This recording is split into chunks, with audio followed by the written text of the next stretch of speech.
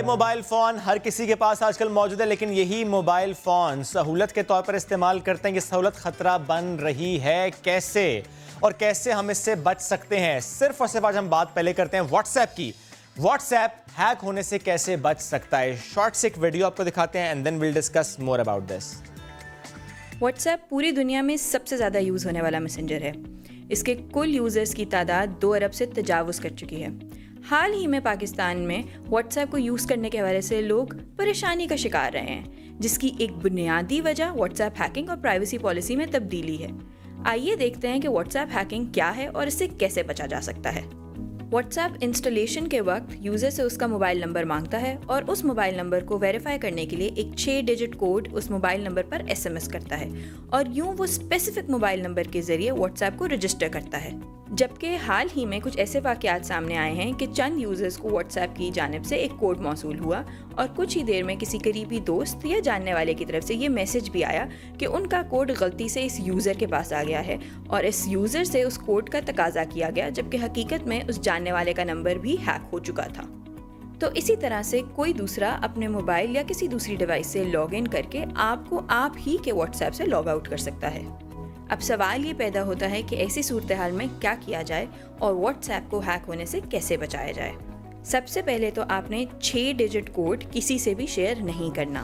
दूसरा काम इस सिलसिले में ये किया जा सकता है कि व्हाट्सएप पर 2 फैक्टर ऑथेंटिकेशन इनेबल रखी जाए ताकि ऐसी सूरत हाल से बचा जा सके।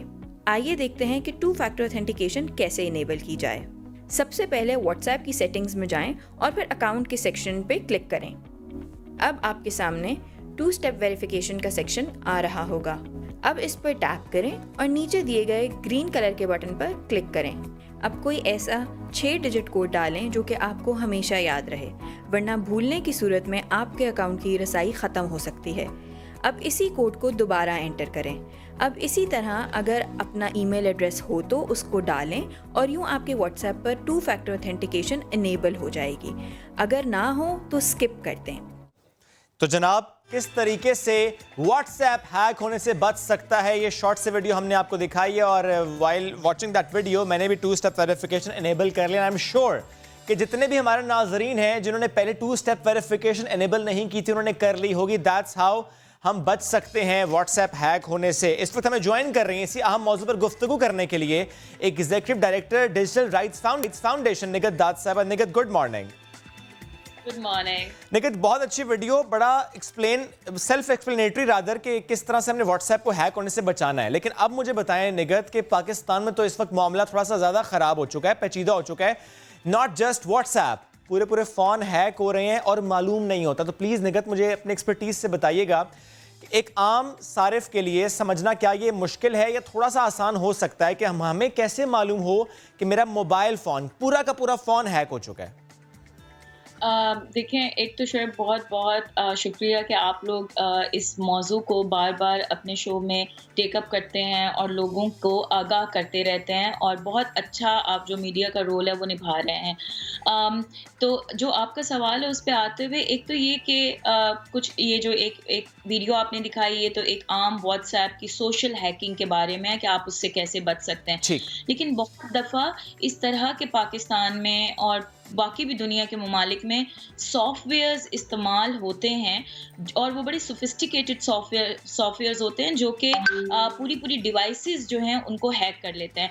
वो कंप्यूटर होता है, मोबाइल फ़ोन होता है, उसमें चंद एक ऐसी चीज़ें हैं। एक तो ये कि आपका फ़ोन जो लोग इस्तेमाल करते हैं उनको बहुत अच्छे से खुद पता लग जाता है कि उनका फ़ोन अजीब तरीके से बिहेव कर रहा है। अच्छा, फॉर एग्जाम्पल निगत, क्या होता है फ़ोन का बिहेवियर अजीब कैसे होता है? हैंग हो जाना, हैंग होना शुरू हो जाता है। अगर आपकी ईमेल्स वगैरह हैं जो आपने खुद नहीं पढ़ी, वो ऑलरेडी अनरीड होती हैं, यानी कि वो ऑलरेडी किसी ने पढ़ चुकी होती हैं। कोई ऐसी ईमेल्स जो आपने नहीं भेजी वो ऑलरेडी किसी को जा चुकी होती हैं। आपका एक्सेस जो है वो मुख्तलिफ ऐप्स तक ख़त्म हो जाता है, या ये कि कोई और ऐप्स ऑटोमेटिकली इंस्टॉल हो चुकी होती हैं। अच्छा निगत, एक बात और बता दें, ये जो मैलवेयर्स हैं, स्पाईवेयर्स हैं, जिससे मैंने कल एक पढ़ा पेगासस से मुताल्लिक, जितने भी ऐसे सॉफ्टवेयर्स हैं या वायरसेस हैं, ये हमारे फ़ोन में आते कैसे हैं? सिर्फ ये इसके डिफरेंट तरीक़ेकार हैं। जो इस वक़्त सबसे कॉमन जो हमें देखने में आया और हमारे पास शिकायत आती हैं, वो ये हैं कि हमने किसी लिंक पे क्लिक किया और अच्छा। फिर मेरी डिवाइस जो है वो कॉम्प्रोमाइज़ हो गई या मेरा जो सोशल मीडिया प्रोफ़ाइल है वो हैक हो गई। तो बहुत दफ़ा लोगों को इस तरह की ईमेल्स आती हैं जो कि बज़ाहिर ये तासुर दे रही होती है कि वो मेरे करीबी दोस्त से आई हैं, लेकिन वो एक्चुअली होती नहीं हैं और वो कोई हैकर होता है या जो कोई भी टारगेट कर रहा हो, वो जिसका मकसद हो कि आपकी पूरी डिवाइस को हैक करना। अच्छा निगत, यानी मैं यूँ समझूं कि एक तो ये मामला कि आपको लगे कि वो आपके किसी दोस्त की ईमेल है, एट द सेम टाइम कभी ऐसा भी होता है कि जानने वाले ने इस तरह से हमें लिंक भेजा होता है कि आप इस पर क्लिक करेंगे तो आपको पैसे मिलेंगे। जी, तो ये भी इस स्कैमर्स का एक तरीका कार है। वो स्कैमर्स भी होते हैं समटाइम्स टारगेटेड जो मॉनिटरिंग करने के लिए लोग हैं। तो ये बहुत ज़रूरी है कि लोग जो जानने वाले हैं, ऑफ कोर्स अगर वो जानने वाले तो आपके पास उसका फ़ोन नंबर तो होगा। ओके। तो प्लीज़ वेरीफ़ाई करें कि क्या उसने ये ईमेल भेजी है। किसी भी लिंक पे बिला वजह क्लिक मत करें। हम लोगों की आदत होती है कि जो भी ईमेल्स आती हैं लिंक्स को क्लिक कर देते हैं, अटैचमेंट्स को डाउनलोड कर देते हैं। तो प्लीज़ ये ना करें, पहले वेरीफाई करें क्या ये ईमेल वाक़ई मुझे शुएब की तरफ से आई है या मुझे समा की तरफ से अच्छा आई है। निगत, आई गेस ये चीज़ें बहुत ज़्यादा रिपोर्ट अब हो भी रही हैं। मेरी आंटी हैं, उनके साथ ये रिसेंटली हुआ कि उन्हें कॉल आई कि मेरे भाई बन के किसी ने कॉल किया, उन्होंने कहा कि मैं आई एम इन दुबई और मुझे पैसे चाहिए, प्लीज़ पैसे ट्रांसफ़र कर दें। थैंक गॉड उन्होंने ज़रा कंफर्म कर लिया। तो आप भी इसको सेकंड करेंगे कि जब भी ऐसी ईमेल या कॉल आए, चाहे जानने वाले की हो, वेरीफाई ज़रूर करें। बिल्कुल वेरीफाई ज़रूर करें। समटाइम्स उनके अपने अकाउंट्स हैक हो चुके होते हैं। तो ये एक बड़ा वाइशियस साइकिल है हैकिंग ओके। का, जिसमें व्हाट्सएप भी हमारे जानने वालों की तरफ से ही हमें आता है कि वो हमने कोड भेजा, गलती से तुम्हारे पास आ गया, मुझे भेज दो। एक्चुअली उनका अकाउंट भी कॉम्प्रोमाइज़ हो चुका होता है। तो इसलिए बहुत ज़रूरी है, एक तो ये कि किसी का अगर हो गया है कॉम्प्रोमाइज़ तो अपने नेटवर्क में, अपनी फैमिली में, अपने सोशल मीडिया पे डाल दें कि मेरा ओके। ये अकाउंट हैक हो गया है और कोई मेरे फ़ोन का जवाब ना दे या कोड ना भेजे।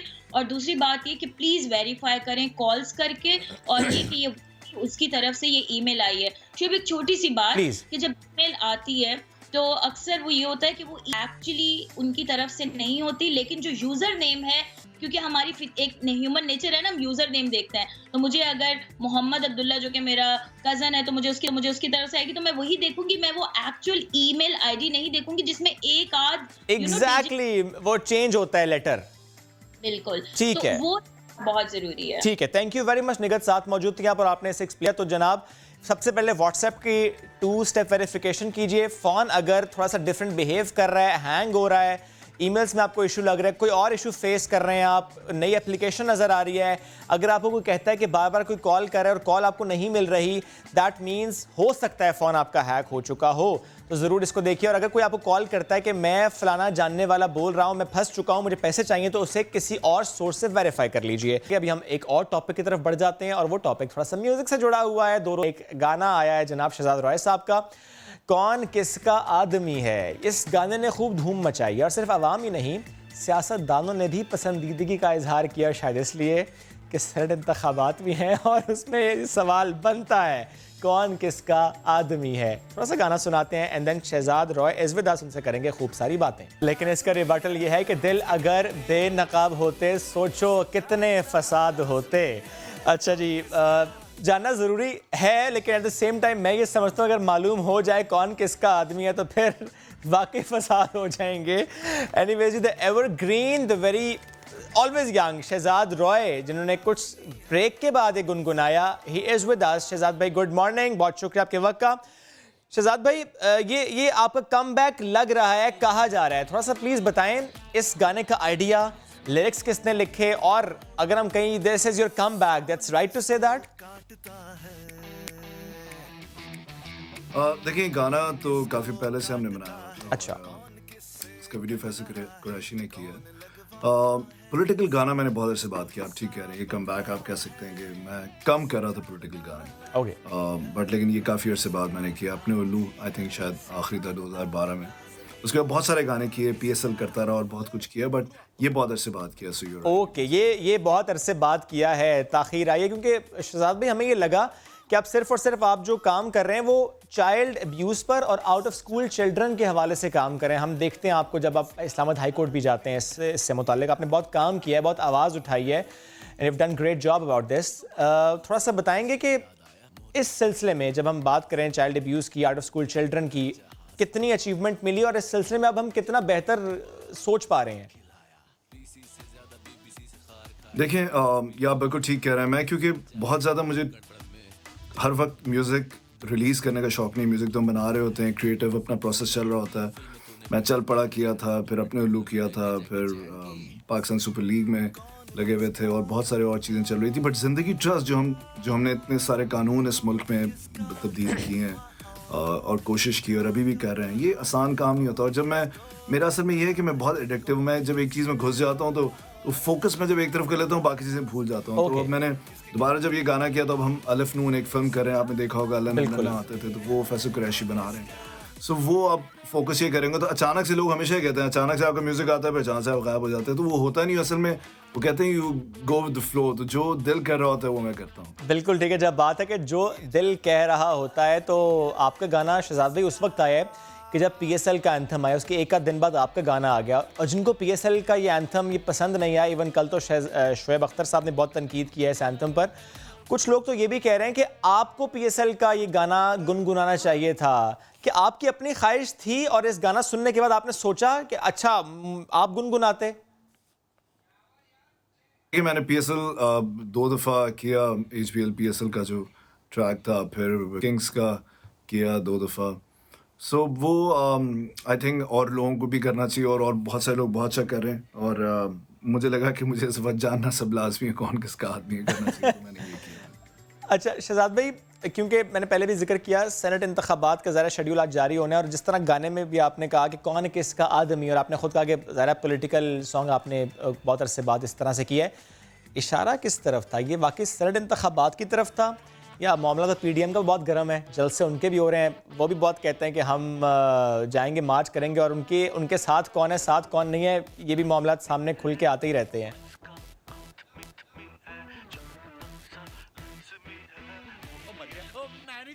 अबे डर के नहीं। I think senate election, PDMA, circus सब एक ही चीज़ है। तो सबकी तरफ इशारा है। ठीक है, आपको लगता है वो सब एक ही चीज़ है। अच्छा ये बताएं कि इवन मेरी भी फेवरेट लाइन ये है, जो बच्चे ने जब कहा ड्रम तुम्हारा बाप उठाएगा क्या, और बहुत से लोग भी कहेंगे ये सबसे मज़े की लाइन थी। आपकी खुद की फेवरेट लाइन इस गाने में कौन सी है? मुझे सबसे अच्छी लाइन इसमें लगी है ओए बल्ले, वो सबसे अच्छी है। तो फिर अब क्यों ना शहजाद भाई, थोड़ा सा तुमने सुना, लेकिन अब चूंकि लाइव साथ मौजूद हैं तो क्यों ना थोड़ा सा गाना नाजरीन को सुना दें, हमारे देखने वालों को, हमारे लिए। आखिर में मैं आपको हल्का सा गुनगुनाता हूं। ओके। जानना सब लाजमी है कौन किसका आदमी है, जानना सब लाजमी है कौन किसका आदमी है। Thank you. और इमरान खान साहब यही चाह रहे हैं हो जाए कौन किसका आदमी है। शहजाद भाई थैंक यू वेरी मच, साथ मौजूद थे आप, और आपने इस बारे में, इस गाने से मुतालिक हमसे गुफ्तगू की, थोड़ा सा आपने सुनाया। अब वक्त हो चुका है एक छोटी सी ब्रेक का। Will be right back, stay with us.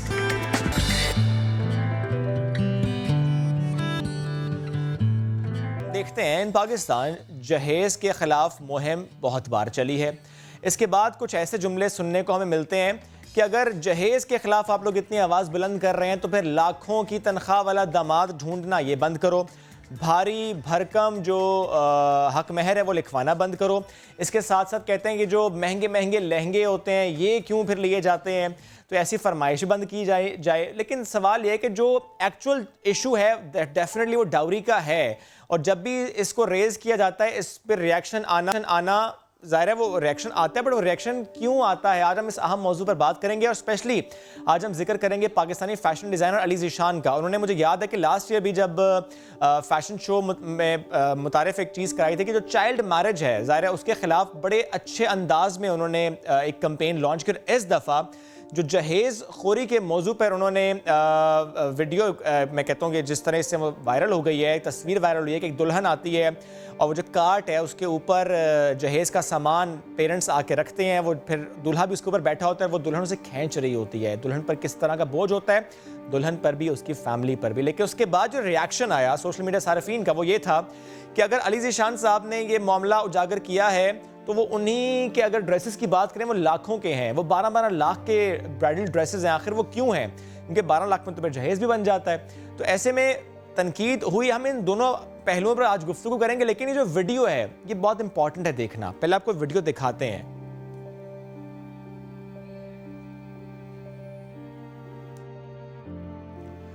ये वीडियो हम आपको इस वक्त दिखा रहे हैं कि किस तरीके से एक दुल्हन, उसके पीछे वो कार्ट लगा हुआ है, वालिदैन आते हैं, वो हर चीज़ वहाँ पर रख रहे हैं। वो बिस्तरे भी हैं, वो रज़ाइयाँ भी हैं, वो बर्तन भी हैं, वो इलेक्ट्रॉनिक्स के आइटम्स भी हैं। यानी दैट्स हाउ इट इज़ जब हम डाउरी की बात करते हैं, जहेज़ की हम बात करते हैं। और बहुत से लोग इस मामले में ये लिखते भी हैं कि अपने घर में कोई चीज़ ना भी हो तो पेरेंट्स की कोशिश होती है कि वो बेटी को वो चीज़ देकर रुखसत करें। ये कल्चर क्यों, ये ट्रेडिशन क्यों, इस तरह से क्यों हो रहा है, ये बोझ क्यों बनता जा रहा है? अच्छा, एक तो मामला ये कि अच्छा कोई अफोर्ड कर सकता है, वो देना चाह रहा है, वो दे, और कोई मसला नहीं है। लेकिन एट द सेम टाइम जब बात यहाँ तक चली जाए कि डिमांड की जाए, और जब बात एक रेस की हो जाए कि नहीं क्योंकि उसको इतना जहेज़ मिला था तो मुझे भी मिलना चाहिए, या आपने उसको जहेज़ दिया तो आप इसको भी दें, जब ऐसे मामला सामने आते हैं तो फिर बोझ बढ़ता चला जाता है। लेकिन जब भी, मैंने पहले भी जिक्र किया, जब भी जहेज़ से मुताल्लिक गुफ्तगू होती है ज़रूर उसका रद्द-ए-अमल स्पेशली मर्दों की तरफ से ये आता है कि इतने लाखों की तनख्वाह की डिमांड क्यों की जाती है, हक महर इतना ज़्यादा क्यों लिखवाया जाता है, जेवर घर ये क्यों लिखवाया जाता है। तो वो मामलात भी अपनी जगह, क्योंकि ज़ाहिर है इस बारे में दीन तो क्लियर है, लेकिन इस पर आज हम मज़ीद बात भी करेंगे। और अली ज़ीशान भी साथ मौजूद होंगे और मारवी अवान विमेन प्रोटेक्शन सेंटर को रिप्रेजेंट करेंगे, वो भी साथ होंगे। अली ज़ीशान, आपको आवाज़ आ रही है? जी, मुझे आवाज़ आ रही है। कैसे हैं आप? अल्लाह का शुक्र। How are you? I am good, thank you. अच्छा, ये बड़ी अच्छी बात है कि एक तस्वीर हो, एक वीडियो हो, या कोई भी ऐसा मैसेज हो, अगर वो कंट्रोवर्शियल हो जाए उस पर ज़्यादा बात होती है। मेरी राय तो यह है कि वो जीत होती है बेसिकली, क्योंकि अदरवाइज बहुत सी वीडियोस भी आती हैं, बहुत सी शॉर्ट फिल्म्स भी आती हैं, बहुत से हैशटैग्स भी आते हैं, उतनी पॉपुलैरिटी नहीं मिलती। लेकिन आपके इस स्टेप को बहुत ज़्यादा पॉपुलैरिटी मिली है, everyone is talking about that. मेरे ख्याल में तो ये जीत है आपकी। Do you think and do you agree with that? Sir, मेरी जीत तो ये है कि कल मुझे एक मैसेज आया था एक खातून का, और उन्होंने मुझे बोला कि मैं अपनी बेटी के जहेज के लिए सामान इकट्ठा कर रही थी। I am single mother. Okay. और अब मैंने वो रोक दिया है, and rest of the money I am going to use, जो बाकी के पैसे हैं वो मैं इस्तेमाल करूंगी, और मैं अपनी बेटी को मास्टर्स करवाने लगी हूँ। शादी देखी जाएगी फिर। वाओ! और यही तो मेरी जीत तो वो है। बिल्कुल सही बात है, और यही जो सोच है यही तो हमें बदलनी है कि इन्वेस्टमेंट जो करनी है अपनी बच्चियों पे, वो भी उनकी तालीम के हवाले से करनी है, उनको खुद मुख्तार करना है, उनको इंडिपेंडेंट करना है। And that was one step towards that. जी। अच्छा, अब मुझे बताएं, जो तनकीद हुई, बहुत से लोगों ने आपको उस पर भी मैसेज किए, कमेंट्स किए कि आप क्यों इस पर इतनी आवाज़ उठा रहे हैं, आप जहेज़ खोरी के खिलाफ इतनी आवाज़ क्यों बुलंद करें, आपके तो जो अपने डिज़ाइंस हैं, जो अपने लहंगे हैं जो आप डिज़ाइन करते हैं वो लाखों के होते हैं, आपको नहीं करना चाहिए। इस पर क्या रिस्पॉन्ड करेंगे आप? सर, मेरे एक तो ये बात है कि अगर मेरे जो भी प्राइस है मेरे ब्राइडल ड्रेसेस की, वो उनकी क्वालिटी की वजह से है, वो उनके काम की वजह से है, और मैं एज ए फैशन डिजाइनर एक इंसान हूँ, और मैं इस माशरे में भी तो रहता हूँ ना, और मेरी कुछ जिम्मेदारियां इस माशरे के लिए भी बनती हैं, और जो आसपास की सोसाइटी है उसके लिए भी बनती हैं। तो मेरे ख्याल में तो ये कंपैरिजन बहुत बेबुनियाद है। बिल्कुल ठीक है। और सबसे बड़ी बात ये सर कि मैं तो किसी पे फोर्स नहीं करता हूँ कि आप आए मुझसे खरीदे लहंगा। बिल्कुल ठीक बात है। और जहेज तो हम फोर्स करते हैं ना, ये मामला है, क्योंकि ज़ाहिर है आपने तो उसी मामले की तरफ तो बेसिकली फोकस किया है कि ये जो डिमांड होती है, ये डिमांड नहीं होनी चाहिए। हाँ, कोई अफोर्ड कर सकता है वो दे, लेकिन this shouldn't be a demand.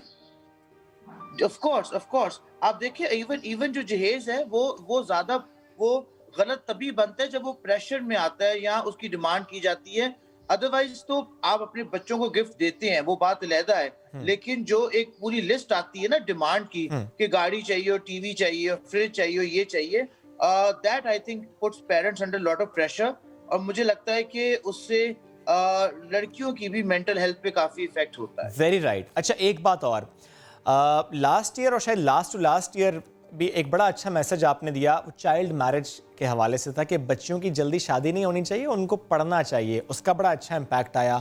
अब आपने किया डॉरी से मुताल्लिक, और even your show stopper was a pregnant lady, ये भी बड़ा एक आपने मैसेज दिया कि no matter. That's my wife. Oh okay, that's your wife. Okay ज़बरदस्त, माशाल्लाह माशाल्लाह, ज़बरदस्त। चलें जी, ये तो बड़ा अच्छा आपने बता दिया। अल्लाह खैर का वक्त लाए। अब मुझे ये बताएं कि एक तनकीद और भी हुई, वो तनकीद ये भी है कि जब हम डाउरी की बात करते हैं, और जिस तरह आपने भी उस पर कहा कि this shouldn't be a demand, लेकिन in our society that happens कि अगर एक लड़की ने वो जहेज़ वो लेकर गई है, उसकी बहन, उसकी कज़न, उसकी दोस्त, वो कहते हैं चूंकि वो लेकर गई है तो मुझे भी लेकर जाना है।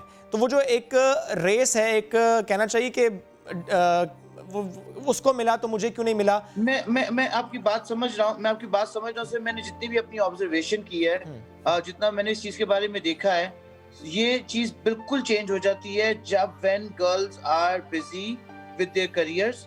जब हम उनको एजुकेशन देते हैं ना और तालीम देते हैं, तो वो इन चीजों से बालातर हो जाती हैं, और फिर वो किसी पे डिपेंडेंट भी नहीं होती हैं। वो उनको पता है कि हम खुद भी अर्न कर सकते हैं, या हम इसको खुद भी अचीव कर सकते हैं लाइफ में, तो वो इन चीजों से बालातर हो जाती हैं। लेकिन इसमें एक मामला और आ जाता है, इसमें एक मामला ये आ जाता है कि चूंकि मेरी फुफ्फो की बेटी ने अली ज़ीशान का वो लाखों का जोड़ा पहना था अपने वलीमे पे या बारात में, मुझे वही पहनना है। अब अगर पेरेंट्स अफोर्ड ना कर सकें तो फिर उनके लिए मुश्किल हो जाती है। नहीं, if you raise your daughters well, they wouldn't demand you such. जो अगर आप अपनी तरबियत सही की हो और वेल रेज बच्चियां हो ना, तो उनको पता होता है कि पेरेंट्स पे कितना प्रेशर डालना और क्या। ये जो आप जिस तरफ बात लेके जाना चाह रहे हैं ना, वो बात गलत है। देखिए, मैं अगर लाखों का जोड़ा दे रहा हूँ तो उस पे मेरे लाखों भी तो लगे हैं ना। मैंने 10 साल और 20 साल से मेहनत कर रहा हूँ, और नहीं, ज़ाहिर है सोसाइटी में ये चीज़ें हैं, मैं इसलिए उस पर बात करूँ, मैं उस तरफ मामला ले जा नहीं रहा। ज़ाहिर है मैं तो सपोर्ट कर रहा हूँ इस चीज़ को कि नो मैटर आपका काम क्या है, आप क्या करते हैं, लेकिन जब एक अच्छी कॉज की तरफ आपने कदम बढ़ाए तभी ऑल शुड स्टेप फॉरवर्ड। देखिए, मैं आपको बताता हूँ, मुझे सिर्फ ये लगता है कि जब भी कोई इंसान सच्ची बात करता है या सोसाइटी को आईना दिखाता है, रिएक्शन आता है, तो लोगों की अना पे बात आ जाती है। उनको लगता है कि ये कौन है जो ये जो बोल रहा है, तो अच्छा इसमें ऐप ढूंढ लेते हैं हम कोई। बिल्कुल सही बात है, इसीलिए ये बार बार कहा जाता है कि ये मत देखो कि कौन कह रहा है, ये देखो कि क्या कह रहा है। तो मैं भी इस प्लेटफॉर्म से कहूंगा ये मत डिस्कस करें कि कौन कह रहा है, कौन अली ज़ीशान है, उसके ड्रेसेस कितने के हैं, लेकिन अली ज़ीशान जो मैसेज लेकर आया है उस पर बात होनी चाहिए, और वो बहुत इंपॉर्टेंट है। देखिए, जो मैं मैसेज लेके आया हूँ ना, मैं उसको प्रीच भी करता हूँ, और मैं जो प्रीच करता हूँ मैं उस पर एक्ट भी करता हूँ। I got married last year, ठीक है। We did not have any exchange of whatsoever. Wonderful. Of anything. That's why we say be the change you want to see around, and you have done that. Exactly. और sir देखिए, मैं जिसके लिए कह रहा हूँ ना, मैं मैसेज के लिए ये चीज कह रहा हूँ, और हम अगर आज करना शुरू करेंगे तो ये नेक्स्ट जनरेशन में, उससे नेक्स्ट जनरेशन में चीजें क्लीन होना शुरू होंगी और चीजें आसान होना शुरू होंगी। I have seen many parents मेरे पास भी आते हैं बहुत दफा, और मैं देखता हूँ कि they are under so much pressure to fulfil the demands of the boy side. तो ये बहुत अच्छी प्रैक्टिस नहीं है, और मैं इसको इतना सिंप्लीफाई रखना चाहता हूँ। I am not really preaching और saying anything, I am just requesting to look into it. गलत को गलत कहा जाए, बिल्कुल, to call a spade a spade कहा जाए। ट्रू। अब एक बात और बताएं कि क्योंकि वो तनकीद आप पर हुई है, इसलिए मैं उस पर ज्यादा बात कर रहा हूँ। क्या ऐसा होता है अली कि कोई लड़की अपनी फैमिली के साथ आई हो, या फॉर दैट मैटर लड़के की फैमिली भी साथ आई हो, और लड़की की ये डिमांड हो कि मुझे क्योंकि डिज़ाइनर ड्रेस पहनना है, लेकिन ज़ाहिर है we can't afford that much, तो फिर आप उसे सपोर्ट करें कि नहीं, आपको ड्रेस भी हम देंगे, और हमारे पास ऐसे ड्रेसेस मौजूद हैं जिनकी लाखों में कीमत नहीं है, वो आप अफोर्डेबल भी हो जाएगा और होगा भी अली ज़ीशान का वो खूबसूरत ड्रेस। आप प्लीज अगर आप डिटेल में हमारी वेबसाइट पे देखें, बिल्कुल, तो there is something for everyone. मैं इसीलिए ये बात कर रहा हूँ क्योंकि अली लोगों ने आप एक स्क्रीनशॉट शेयर किया कि ये 12 लाख का ड्रेस, लोगों ने बाकी ड्रेसेस देखे नहीं, उन्होंने बाकी ऑप्शंस देखी नहीं। जी जी जी जी जी जी। और 12 लाख वाला मैं गन पॉइंट पे तो किसी को नहीं दे रहा हूँ ना। आपने आपने लेना है ले, नहीं लेना ना ले आप। Very right, totally your call. Very right. आपको लग रहा है आपके इस एक्ट से, और जब इस पर ज्यादा बात हो, जब और सेलिब्रिटीज इन्फ्लुएंसर्स इस पर बात करेंगे तो वाकई सोसाइटी में चेंज आएगा? जी जी जी जी। ठीक, अब मुझे बताएं कि ज्यादा पॉजिटिव कमेंट्स मिले हैं कि ज्यादा नेगेटिव कमेंट्स मिले हैं? मुझे मैंने वैसे इतना ज्यादा इस चीज के बारे में देखा नहीं है। देखें, मेरा पॉइंट ये था, आपने अगर मेरी वीडियो देखी और आपने इमेजेस देखे वो इतनी पावरफुल तो वीडियो है मैंने अली, सिर्फ एक we couldn't resist to talk about it. जी जी, मैं बताता हूँ आपको कि मेरा असल में मकसद जो है ना, वो कोई इसमें I wasn't looking for a fame, I wasn't looking for any कि मुझे कौन पसंद कर रहा है कौन ना You पसंद are कर रहा है। already जब famous. आप कोई भी ऐसी चीज, जब भी कोई ऐसा आप डिसीजन लेते हैं या आपका कोई पॉइंट ऑफ व्यू होता है, तो आपको पता होता है कि कुछ जगहों पे तनकीद होगी, कुछ लोग पसंद करेंगे, बट मेजॉरिटी अवाम बहुत पढ़ी लिखी है और ये बहुत लोगों का डिलेमा है, बहुत लोगों का डिलेमा ये रहा है। और उसके मुताबिक वो बड़ा अच्छा रिएक्ट कर रहे हैं। सही सही।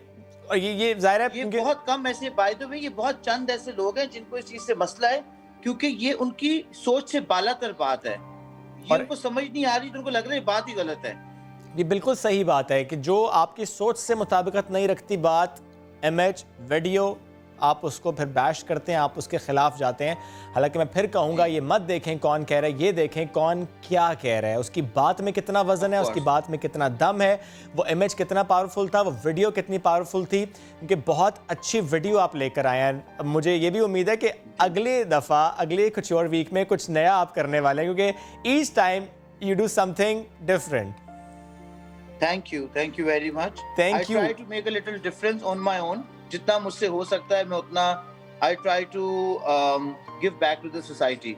अच्छा, ठीक है। एक बात और, चूंकि जाहिर है इस बार ब्राइडल कॉटेयर वीक बहुत डिफरेंट था, एक और क्रिटिसिज्म भी हुआ। मैं इस टॉपिक से हटकर जरा आपसे उस पर कमेंट चाहूँगा। इवन उस पर इमरान अशरफ ने भी कहा कि नहीं, अगर ये बात की जा रही है कि सिर्फ और सिर्फ सेलिब्रिटीज़ जो हैं वो शो स्टॉपर्स थे, मॉडल्स को थोड़ा पीछे रखा गया है, आपकी इसमें क्या राय है? क्या वाकई इस बार कॉटेयर वीक में ऐसा हुआ कि सारा खान, फलक शबीर को हम देख रहे हैं, हम इमरान अशरफ को देख रहे हैं, हम अपने स्टार्स को देखते हैं, लेकिन हम जो मॉडल्स जो कि ज़्यादा मेहनत करके आगे आते हैं, यानी मॉडलिंग की सिर्फ मैं बात कर रहा हूँ, वो थोड़े से पीछे दिखाई दिए। Was that the case? Sir, असल में ये है कि ये तो डिलेमा है कि जो बड़े नॉन फेसेस होते हैं उनको ज़्यादा रिस्पेक्ट मिलती है, राइटफुली सो। वो सेलिब्रिटीज़ हैं, वो हमारे सितारे हैं, और मॉडल्स जो हैं ये उनकी जॉब होती है, दे आर एट जॉब और they are being paid for it. ठीक है, थैंक यू वेरी मच। तो उस हिसाब से अगर सितारों को थोड़ी ज्यादा अहमियत मिल गई हो तो कोई मसले की बात नहीं है। ठीक है जी। और सारे they all are equally important, वो चाहे फिर रैंप पर वॉक करने वाले हों, चाहे मॉडल्स हों, वो चाहे वो हों जिन्होंने एक्टिंग के जरिए अपना जो है उसे मनवाया है, जिस तरह मोमिन साकिब को भी इस बार हमने देखा था रैंप पर। Thank you very much Ali Zeeshan, it was very nice talking to you, और आपका पॉइंट ऑफ व्यू भी आया। और वाकई मैं तीसरी बार बात करूंगा, ये मत देखा करें कौन कह रहा है, ये देखा करें कौन क्या कह रहा है, बात क्या हो रही है, मैसेज क्या है। लेकिन इसके साथ जब हम बात अपनी सोसाइटी की करते हैं, बात हम ये करते हैं कि जब भी जहेज़ खोरी बंद करो की मुहिम चलती है, तो उसके अगेंस्ट जो मामलात सामने आते हैं वो हक महर से मुताल्लिक भी होते हैं, वो मामलात लाखों की तनख्वाह वाला दमाद ढूंढने से मुताल्लिक भी होते हैं, वो कुछ शराइत से मुताल्लिक बात भी होती है। मारवी अवान साहिबा वुमेन प्रोटेक्शन सेंटर को रिप्रेजेंट कर रही हैं, हमारे साथ मौजूद हैं। मारवी, मैं आपकी पहले राय जानना चाहूँगा, अली ज़ीशान की इस वीडियो के बाद जो सोशल मीडिया पर हमने एक डिवाइड देखा, सपोर्ट भी लोग कर रहे थे, लेकिन इसको नेगेट भी किया जा रहा था, बैश भी किया जा रहा था और क्रिटिसाइज़ किया जा रहा था कि ये कैंपेन चलाएंगे जिनके अपने जोड़े 12-12 लाख रुपए के मिलते हैं। What's your take on this thought? से है, आपने भी बार बार ये बात कही है, हम भी ये कहेंगे कि बात कितनी सही की जा रही है ये देखा जाए। ये जो जहेज की एक प्रैक्टिस काफी अरसे से चली जा रही है, मैं इसको इस तरह से देखती हूँ कि ये अब एडवांस हो गई है, इसकी शेप चेंज हो गई है। लेकिन जो हम हिस्ट्री में ये इश्यू देखते थे कि बच्ची को पैसे देकर लिया जा रहा है या पैसों के साथ दिया जा रहा है, उस चीज को अभी इन्होंने शेप चेंज करके जहेज की सूरत में सामान लिया जाता है और डिमांड्स और ज्यादा एडवांस हो गई हैं। एसी चाहिए, गाड़ी चाहिए, या अगर थोड़ा कम नॉर्मल तबके के लोग हैं तो बाइक तो आप जरूर देंगे, तो या फिर कमरे छोड़ दिए जाते हैं इस तरह के, जी ये हमारे बेटे का कमरा है, इसमें फर्नीचर तो हमारी बहू लेकर आएंगी। सही। तो ये जो इतनी हाई एक्सपेक्टेशंस हैं और ये गलत है, इतना नॉर्मल लिया जाता बिल्कुल है, सही बात। बहुत नॉर्मल लिया अच्छा, जाता है। अब मारवी चूंकि वक्त कम है तो मैं आपसे एक और सवाल यहाँ पे ये करना चाहता हूँ कि ज़ाहिर है आपने ऐसी बहुत सी खवातीन से मुताल्लिक स्टोरीज देखी हैं, आपके पास फर्स्ट हैंड इंफॉर्मेशन होती है, वो खवातीन जिनका घर नहीं बस पाता और मामलात ऐसे होते हैं, जहेज़ नहीं लाई थी या ये मामला था या वो मामला था। अब ज़रा मुझे बताएं कि उन स्टोरीज़ को सुनने और देखने के बाद मारवी के दिल में क्या बात आती है कि अगर इनके पेरेंट्स ने यूं किया होता, अगर पढ़ाया होता, इंडिपेंडेंट किया होता, तो आज ये खातून बेयारो मददगार ना होती, ये उस शख्स पर, उस फैमिली पर डिपेंडेंट ना होती। बिल्कुल ऐसा ही है। जब भी डोमेस्टिक वायलेंस के केसेस आ रहे होते हैं, जब भी औरत एब्यूसिव रिलेशन से निकलने की करेज नहीं रख रही होती, तो हमें नजर आ रहा होता है कि इस जहेज में कोई इसके काम नहीं आया है, ये सामान इस बच्ची के लिए कुछ नहीं कर पा रहा है। अगर ये एजुकेटेड होती, अगर माँ बाप जहेज जमा करने के बजाय इस सोसाइटी के प्रेशर के, अगर वो बच्ची को अच्छा पढ़ा लेते, वो कॉन्फिडेंस दे देते, वो एक्सपोजर दे देते, तो शायद वो एब्यूसिव रिलेशनशिप से निकलने के लिए बहुत ज्यादा करेजियस होती। अभी बहुत मेहनत करनी पड़ती है, मैं काउंसलिंग करती हूँ विक्टिम्स की, उनकी फैमिलीज की, कि उस एब्यूसिव रिलेशन से निकलें आप, सुबह है, उम्मीद है, आप कर सकते हैं, आप पढ़ाई दोबारा शुरू कर सकते हैं। बिल्कुल ठीक। तो ये चीजें बड़ा अफसोस होता है। और क्या आप इससे एग्री करेंगी मारवी, क्या आप इससे एग्री करेंगी कि अगर पेरेंट्स ये सोच रखते हैं कि क्योंकि सोसाइटी का प्रेशर था, फैमिली का प्रेशर था, मोहल्ले वालों का प्रेशर था कि बेटी को पढ़ने के लिए दूर मत भेजो, हॉस्टल में रहेगी मुश्किल हो जाएगा, उन्होंने ये प्रेशर बर्दाश्त नहीं किया, बच्ची को नहीं भेजा, लेकिन वो प्रेशर बर्दाश्त नहीं कर पाए, जल्दी शादी कर दो, कर दी, वो बर्दाश्त नहीं कर पाए, जहेज देना होगा वो दिया, यानी कुछ प्रेशर जो बर्दाश्त करने चाहिए थे वो नहीं किए, जो नहीं करने चाहिए थे वो किए। बिल्कुल बिल्कुल ऐसा ही। असल में ये ना वाइस वर्सा है, देते हैं तो फिर लेते भी हैं। यानी कि अगर आप अपनी बेटी की शादी कर रहे हैं तो जब फिर आप अपनी बेटे की करेंगे तो आपको ये एक्सपेक्टेशन होती है कि अब ये चीज हमारी बहू वापस लेकर आएगी या हमारी बहू लेकर आ रही है तो हमने फिर अपनी बेटी को देना है। तो ये मतलब इस प्रैक्टिस के अंदर हर बंदा इन्वॉल्व है, ना कोई जेंडर, ना एक क्लास को हम कोई एक ब्लेम दे सकते हैं। Everyone is involve. तो फिर सोच तो यहाँ से बदलनी है कि जब बेटे की शादी कर रहे हैं तो खुद जाकर कहें कि हमें कुछ नहीं चाहिए, आप तो अपनी बेटी दे रहे हैं, आप तो अल्लाह की रहमत हमें दे रहे हैं, आपके घर से रहमत हमारे घर आ जाएगी। तो यही सोच होनी चाहिए, बहुत जरूरी है। थैंक यू वेरी मच मारवी, साथ मौजूद थी। वेल एक्सप्लेन कि जब ये सोच होगी तो फिर तो मसले ही नहीं होंगे। एक छोटी सी ब्रेक का वक्त हुआ है, वापस आएंगे, स्टे विद अस। आपकी बात करते हैं थोड़ी सी आज कोविड-19 की वैक्सीन से मुताल्लिक, और साथ साथ टाइफाइड वैक्सीन से मुताल्लिक हम बात करेंगे, क्योंकि जब टाइफाइड वैक्सीन की हम बात करते हैं 2019 में सिंध वो पहला सूबा था जहां पर टाइफाइड वैक्सीन लगाई गई थी। पाकिस्तान में पहला मुल्क था जहां फ्री टाइफाइड वैक्सीन लगाई गई। तो अब पंजाब में मुहिम का आगाज़ हो चुका है। 9 माह से लेकर 15 साल की उम्र तक के तमाम बच्चों को वैक्सीन लगनी है। लेकिन इस सिलसिले में हम ये देख रहे हैं कुछ स्कूल्स और कुछ वालिदैन वो शिकायत कर रहे हैं कि उनसे पूछा नहीं गया और बगैर पूछे टाइफाइड वैक्सीन लगाई गई है। और वो कुछ पेरेंट्स ये भी कहते हैं कि बच्चों की तबीयत ख़राब हुई है। एक खातून ने ये भी कहा कि उनकी बच्ची एज़मा पेशेंट थी और उसे वैक्सीन लगी, उसके बाद में सांस बिगड़ा। इन तमाम तर मामलात पर आज हम बात करेंगे। हमें ज्वाइन करें कैप्टन रिटायर्ड उस्मान, सेक्रेटरी हैं primary and secondary health care Punjab. बेहद शुक्रिया आपके वक्त का। सर ये फरमाइएगा कि पहले मैं कोविड से मुतालिक आपसे सवाल कर लेता हूँ। Covid virus vaccine, Covid virus की जो वैक्सीन है ये हेल्थ वर्कर्स को तो लगाई जा रही है, लेकिन कुछ खबरें हैं कि वैक्सीन VIPs को लगाई गई है। आपके इल्म में ये बात आई है जो यहाँ पर जुबैर साहब की बेटी और दामाद से मुतालिक चीज़ें रिपोर्टिंग, क्या पंजाब में भी ऐसा हुआ? देखिए जी, मैं बिल्कुल वजाहत के साथ ये बात बता दूं कि पंजाब में अभी तक जो हम वैक्सीन लगा रहे हैं वो सिर्फ और सिर्फ अपने हेल्थ केयर वर्कर्स को, जो हमारे front line health care workers हैं, उनको लगा रहे हैं। हमें इस बात का एहसास है कि लिमिटेड क्वांटिटी में वैक्सीन आई है, हमारे जो हेल्थ केयर वर्कर्स हैं उनकी तादाद भी ज़्यादा है, उसके अंदर हमने प्रायोरिटाइज इस तरह से किया है कि जो हमारे सबसे ज़्यादा वल्नरेबल हेल्थ केयर वर्कर्स हैं, वो हॉस्पिटल जिन्होंने सबसे ज़्यादा कोविड को डील किया, उसमें हम 100% लोगों को लगा रहे हैं। जो प्राइवेट सेक्टर है उसमें हमने 50% लोगों को, और इसी तरह जो हमारे लैब का स्टाफ है, 11 22 का स्टाफ है, उनको हमने 100% लोगों में ये जो इस दवा की जो पहली फेज़ की जो वैक्सीन आई है उसको तकसीम किया है। बिल्कुल भी स्ट्रिक्टली से इस पे अमल हो रहा है, किसी किस्म की कोई पिलफरेज जो है वो नहीं होगी, इसको इंश्योर किया जा रहा है। अगर इस तरह का कोई वाक़या पूरे पंजाब से कहीं पर रिपोर्ट हुआ, वी विल टेक एक्शन। हमारी बड़ी क्लियर इंस्ट्रक्शंस हैं कि जिन front line health care workers की हमारे सिस्टम में रजिस्ट्रेशन हुई है उनको NCOC का जब मैसेज आता है और उनको पिन कोड आता है, उसके बाद ही सिर्फ वो अपने सेंटर पे प्रेजेंट करके मुतलका सेंटर पे प्रेजेंट होके अपने आप को वैक्सीन एडमिनिस्टर करवा सकते हैं। इवन जो प्राइवेट सेक्टर है हमारा, वो भी इन्हीं गाइडलाइंस को, इसी प्रोसीजर को फॉलो कर रहा है और फॉलो करके बल्कि वैक्सीनेट करवा भी रहा है। अब तक पंजाब के अंदर हम लगभग 5-5.25 हज़ार लोगों को वैक्सीनेट कर चुके हैं, और ये हमारी जो प्लान्ड एक्टिविटी है ये हमारी रूटीन के मुताबिक, हमारे शेड्यूल के मुताबिक चल रही है।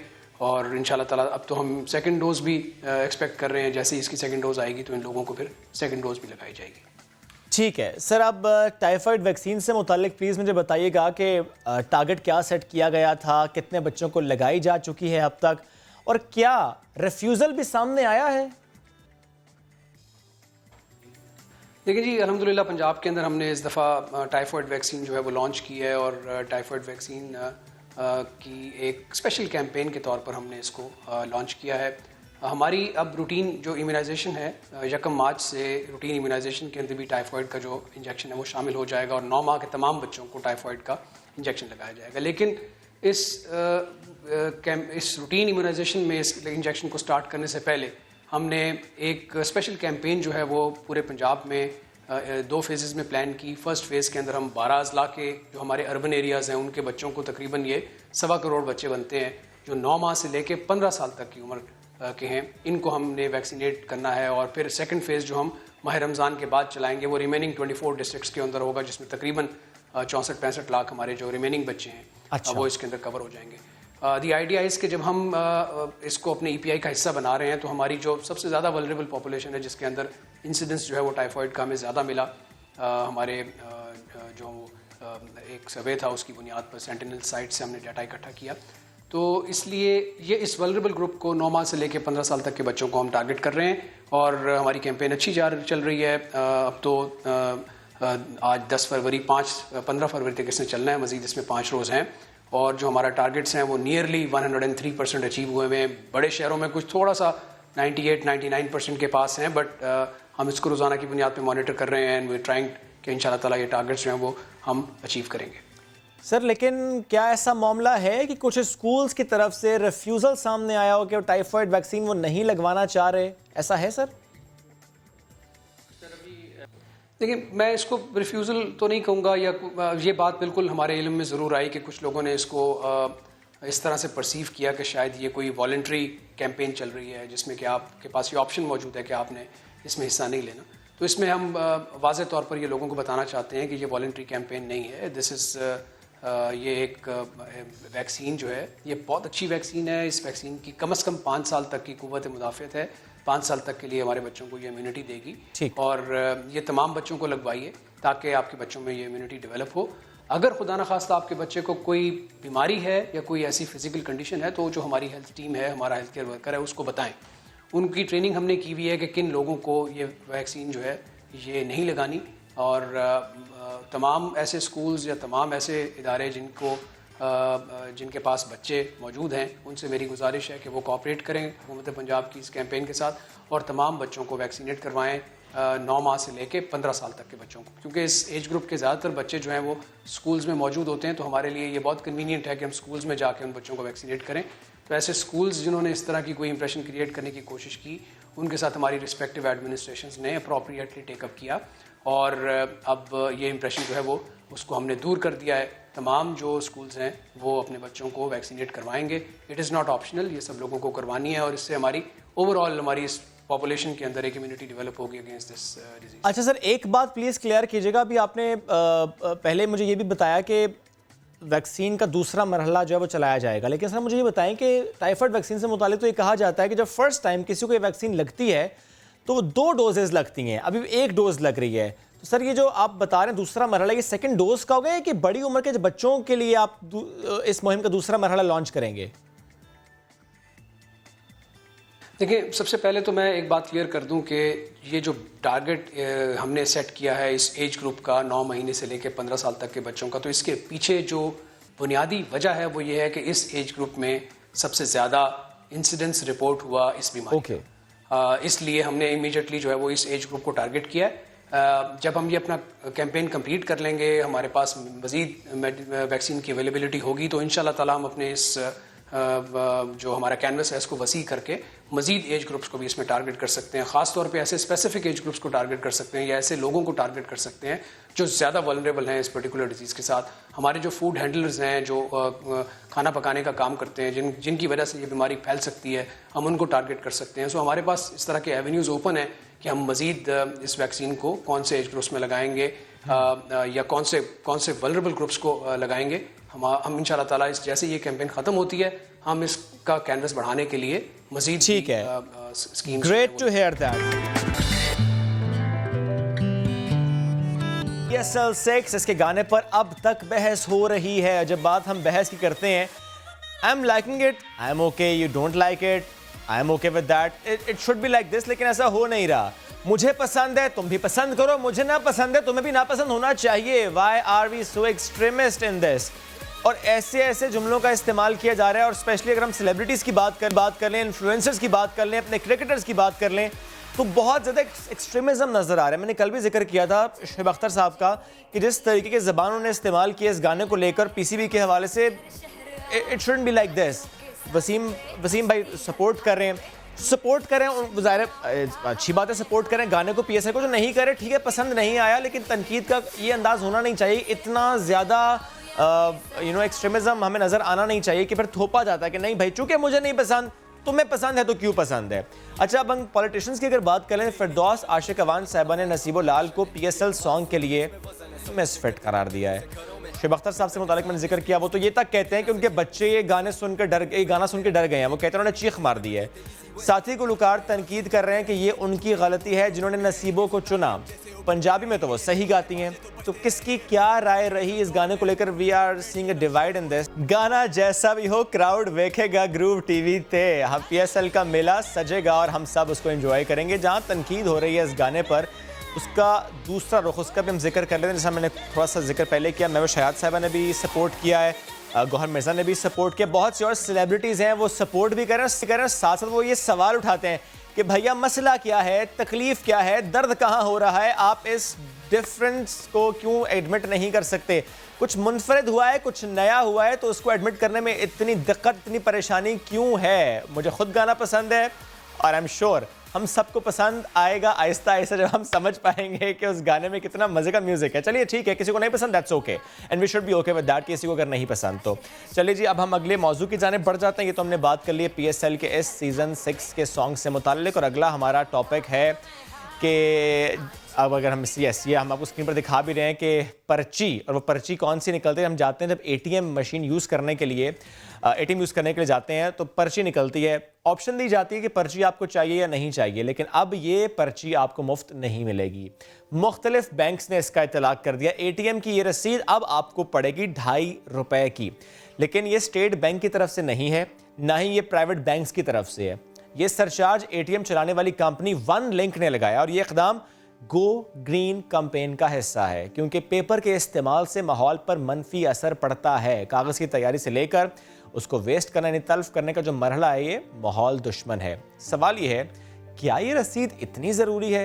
अगर ज़रूरी है तो ATM बूथ में मौजूद जो डस्टबिन होते हैं वो मुंह तक क्यों भरे होते हैं? इस वक्त हम आपको स्क्रीन पर दिखा भी रहे हैं। दैट शोज़ कि इतनी इंपॉर्टेंस उसकी नहीं है।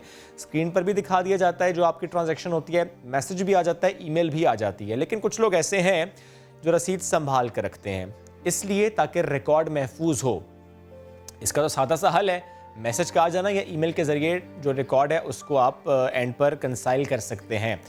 लेकिन क्या इस स्टेप से ये समझा जाए कि जो हम दूसरी जगह पर शॉपिंग करने जाते हैं, हम ग्रॉसरी करने जाते हैं, जो बाद में हमें रसीद मिलती है, क्या आइंदा वो रसीद भी पैसों की मिलेगी? साथ साथ सवाल ये भी है कि इससे क्या फ़र्क पड़ेगा माहौल पर, कितना ज़्यादा फ़र्क पड़ेगा, क्योंकि ज़ाहिर है ये छोटे छोटे से स्टेप्स होते हैं लेकिन बहुत ज़्यादा ज़रूरी होते हैं। लेकिन एट द सेम टाइम क्या इसमें बैंक्स का भी कोई रोल है, उस पर भी हम बात कर लेते हैं। हमें इस वक्त ज्वाइन कर रही हैं माहिर माहौलियात आफिया हुसैन साहिबा और मौशी तज्ज़ियाकार ज़ीशान मर्चेंट साहब भी। आफिया सलाम साहिबा ने हमें ज्वाइन किया। आफिया अस्सलाम वालेकुम, कैसी हैं आप? वालेकुम अस्सलाम, अल्लाह का शुक्र। अच्छा आफिया, पहले मैं आपसे ही गुफ्तगू का आगाज़ करूंगा। थोड़ा सा मुझे बताएं कि हाउ गुड इज़ दैट, ये स्टेप कितना नेसेसरी था, कि है तो बहुत छोटा सा कि रसीद अब हम ना लें, ₹2.5 बचा लें, रसीद ना लें, लेकिन उससे बेसिकली हम कंट्रीब्यूट करें टुवर्ड्स एनवायरनमेंट। अच्छा देखिए, कंट्रीब्यूट इन्वायरमेंट की तरफ तो कर रहे हैं। जितना कागज़ कम इस्तेमाल होगा, जाहिर है उससे इन्वायरमेंट का भला होगा। लेकिन इसमें आपने बात एटीएम से शुरू की, आपने बिल्कुल सही उसमें पॉइंट आउट किया कि आप की ग्रोसरीज की भी रसीदें होती हैं, क्या वो भी लेना बंद कर देंगे? और बहुत जगहों पे कागज़ का इस्तेमाल होता है, बेदरेग इस्तेमाल होता है और उसका ज़िया होता है, सिर्फ इस्तेमाल नहीं होता है। तो उसमें आप देखिए कि हमें अपने इर्द गिर्द अगर हम देखेंगे कि ये फिनोमिनन कोई सिर्फ पाकिस्तान की हद तक नहीं है, दुनिया भर में है। दुनिया भर में इसके लिए लोग इसका हल एक निकालने की कोशिश कर रहे हैं, जिसमें से एक हल ये था कि कागज़ को रिसाइकिल किया जाए। ओके। हमारे यहाँ अभी सिर्फ इस पे बातचीत शुरू होके बहुत छोटे छोटे पैमाने पे कोई छोटी सी ऑर्गेनाइजेशंस हैं जो कि उसके ऊपर काम कर रही हैं। दुआ ये है कि उनके उस काविश को एक प्रोजेक्शन भी मिले और वो उसकी पजीराई भी हो और लोग खुद से करना शुरू करें। लेकिन रिसाइकलिंग भी एक कोई सस्ता हल नहीं होता। और रिसाइकलिंग के लिए आपको प्रोसेसेस डालने पड़ते हैं, जगह पे बनाने पड़ते हैं, उसकी टेक्निकल सॉल्यूशंस होती हैं, उसकी भी कॉस्ट होती है। इसीलिए आप देखिए कि जो ऑर्गेनिक चीज़ें हैं, जो रिसाइकल चीज़ें हैं, उनकी कॉस्ट आम चीज़ों से ज़्यादा होती है, क्योंकि इकोनॉमीज ऑफ स्केल का एक कॉन्सेप्ट आप माहिर माशियात आपने लिया है। आई एम श्योर वो आपको इसके बारे में ज़्यादा बेहतर बता सकेंगे मुझसे। तो हम ये भी देखें कि आपने जो कहा है कि रसीद क्यों लेते हैं, जबकि ईमेल भी आ जाती है, इसका मैसेज भी आ जाता है, कितने लोगों को ये फैसिलिटी है?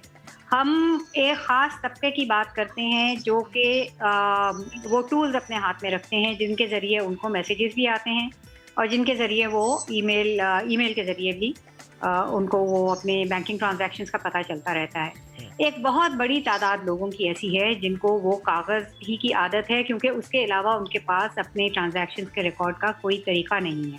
तो या तो उस चीज़ को फैसिलिटेट किया जाए, कम आहिस्ता आहिस्ता कम किया जाए। देखिए, पहले बिल भी आपको कागज़ का मिलता था, अब ऑनलाइन बिलिंग भी हो जाती है।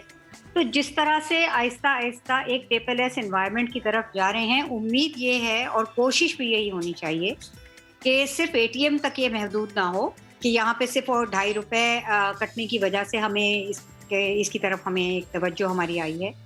ये एक उमूमी तरीका होना चाहिए। जो हम एप्लीकेशंस लिखते हैं, एप्लीकेशंस की कॉपीज़ मुख्तलिफ जगहों पे सबमिट होती हैं, कि जब तक एक सीमलेस इलेक्ट्रॉनिक एनवायरनमेंट हमारे मुल्क में नहीं होती, जिसके लिए आपको ज़ाहिर है बिजली की तरसील का एक मुस्तकिल मिसाज निज़ाम चाहिए, जिसके लिए आपको इंटरनेट की एक सस्टेन्ड और स्टेबल कनेक्टिविटी चाहिए, तब तक ये सॉल्यूशन हम नहीं ला सकेंगे। लेकिन इसका ये मतलब नहीं है कि उसकी तरफ कोशिश नहीं करनी चाहिए। कहना आसान है कि कागज़ आप कम से कम इस्तेमाल करें या ना इस्तेमाल करें।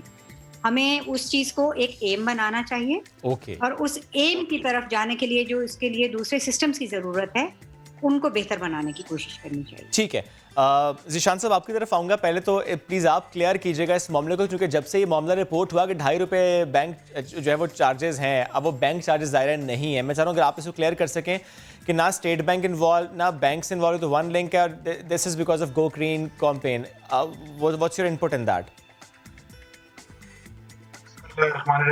मैं दो चीज़ें इसमें क्लियर करता चलूँ। देखिए, वन लिंक जो है एक प्लेटफॉर्म प्रोवाइड करता है कि जिसमें डिफरेंट बैंक्स इन्वॉल्व हैं। इसके तकरीबन 38 मेंबर्स हैं। जो फॉर इंस्टेंस अगर आपके पास किसी एक बैंक का कार्ड है और आप किसी दूसरे एटीएम दूसरे किसी बैंक के एटीएम पे आप चले जाते हैं और वहाँ से कोई भी ट्रांजैक्शन कैश ड्रॉ करते हैं, तो वो फैसिलिटी को लिंक करता है वन लिंक और वो उसकी सर्टेन फी चार्ज करता है। अब आप कोई भी कैश विड्रॉल करते हैं एटीएम से, तो उसमें ₹18 तो वैसे ही आपको एक चार्ज लग जाता है, ठीक। ₹18.75।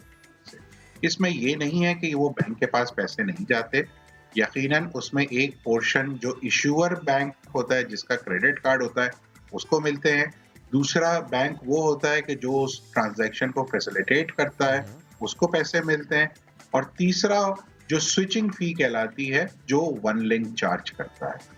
तो इस वक्त जो ये ₹2.5 का जो सारा सिलसिला चल रहा है, इसमें ऐसा नहीं है कि ये बैंक के पास पैसे नहीं जा रहे।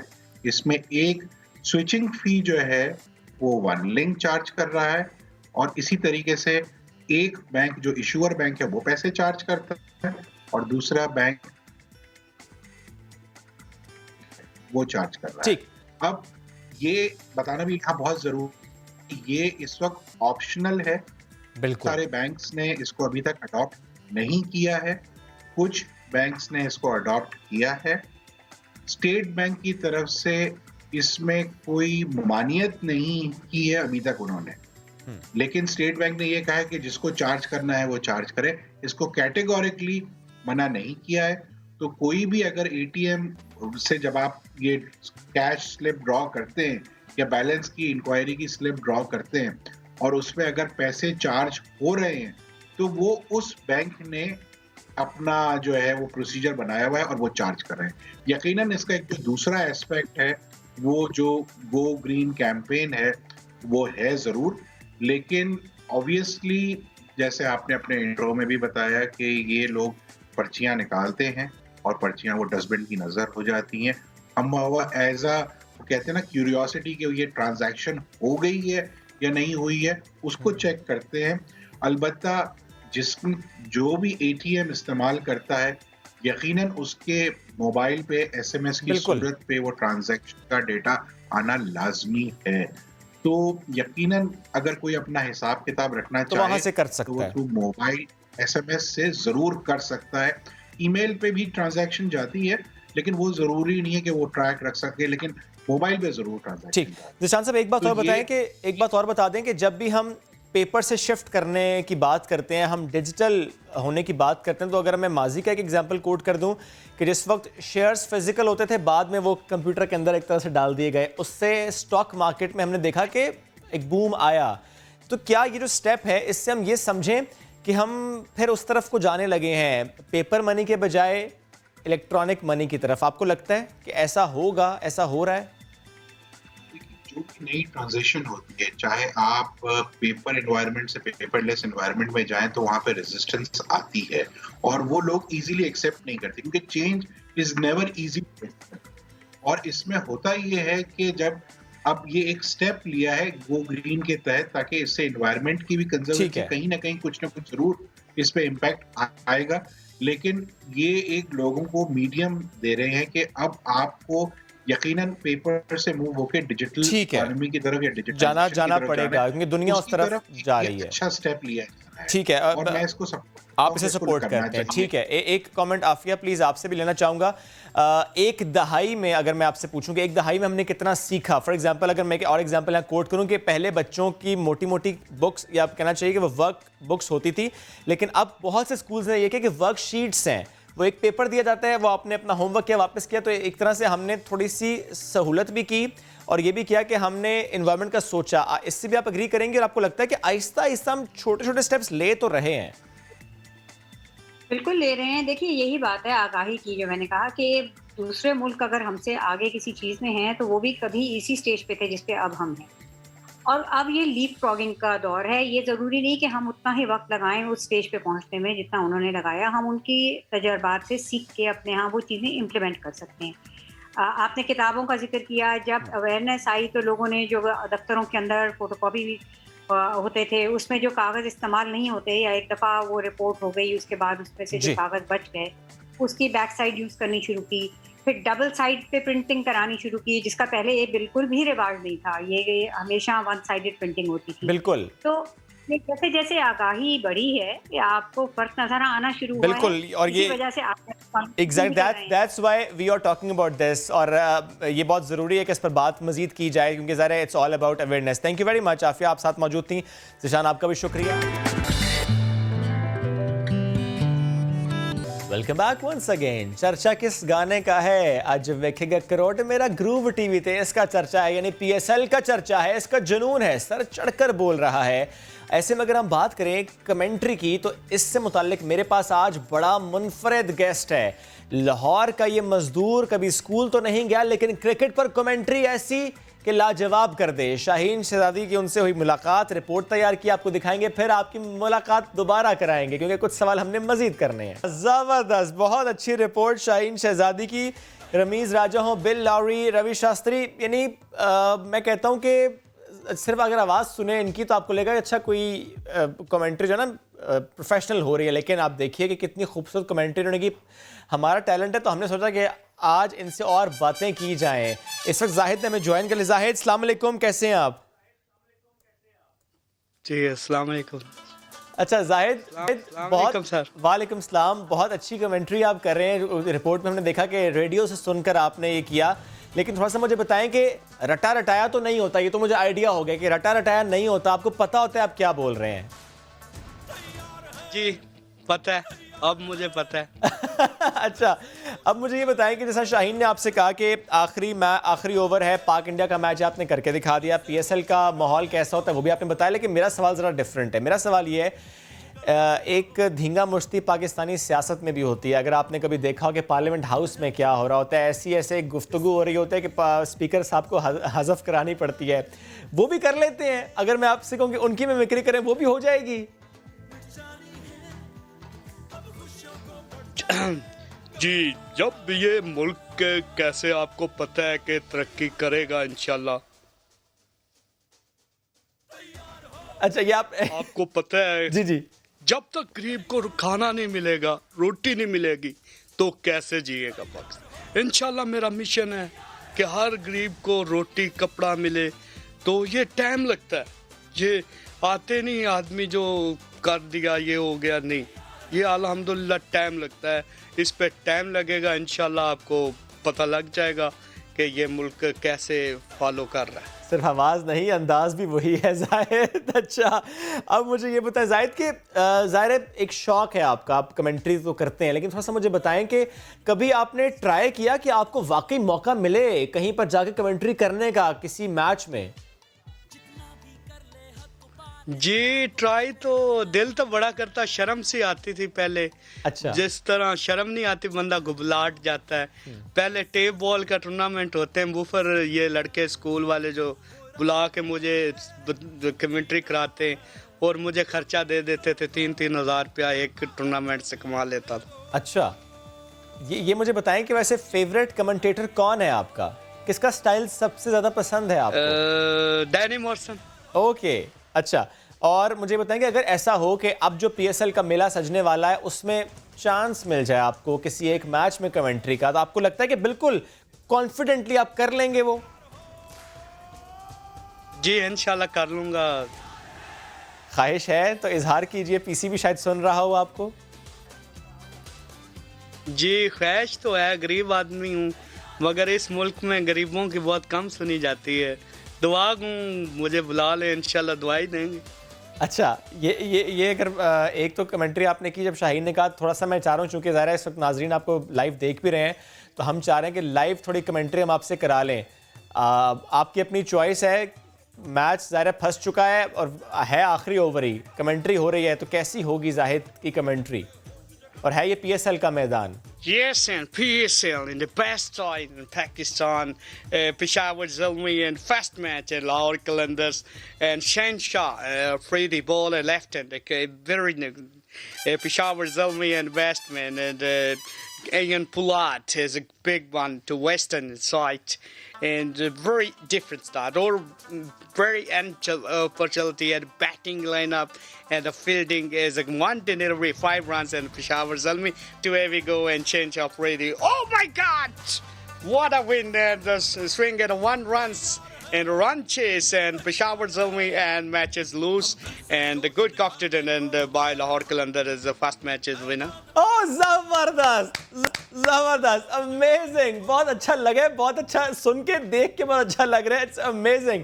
मुझे यकीन नहीं आ रहा जाहिद, आप छुपा रहे हैं, आपने अंग्रेजी बाकायदा पढ़ी है। जो नहीं मिलियन बुशू उसकी भी जुबान में आपको सुना please please please. Batted very absently and the Pakistan home ground, especially great periods and crowded areas and the Pakistan tradition and condition is absolutely my West Indian commentator. Pakistan I love and the Pakistan grounds as cricket is a good enjoy to as a place and a lot of teams and a visit to Pakistan and good opportunity and my question to and team is dry as well. Wow wow जबरदस्त, क्या बात है। इस वक्त मैं कहता हूँ पूरा पाकिस्तान फैन हो चुका है आपका। सवाल मेरा वही है, मुझे यकीन नहीं आ रहा आपने अंग्रेजी पढ़ी है, आप छुपा रहे हैं।